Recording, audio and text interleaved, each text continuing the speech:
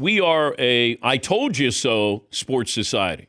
Whether you're an armchair quarterback, whether you're a host, whether you're an analyst, you're quick to say, I told you. I told you.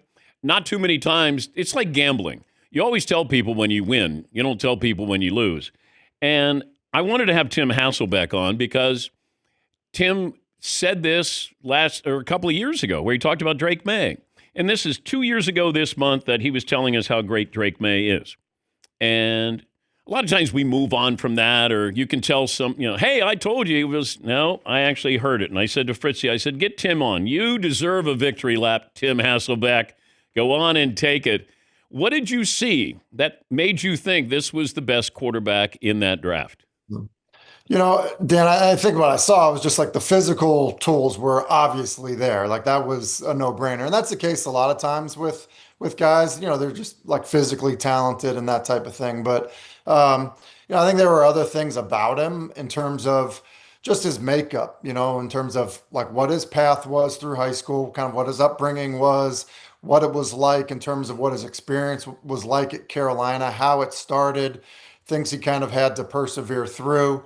And I just say this, like I'm not, I think I said to you, back then, like I'm not the hot takes aren't really me. That's not what I've done, I guess, over the last 18 years or so. But so I appreciate the victory lap. I usually don't get those. I hear when I'm wrong a lot. So I appreciate you bringing that back. But anybody who's in the media who does an evaluation of college quarterbacks has an incomplete assessment of them unless they have the ability to do like what Gruden used to do in terms of those quarterback interviews. Because truthfully, like those are as valuable in the evaluation process as seeing somebody throw live, and probably more beneficial than seeing somebody throw live. So, at the time, I had the benefit of calling Carolina games over multiple years and being able to meet with Drake. And so when you can sit with somebody and say, okay, well, why did that happen? Or what did you see here? That tells you way more than just watching somebody's film and making an assessment on it. So look, I've been right about other guys in the past. I've been wrong about other guys in the past.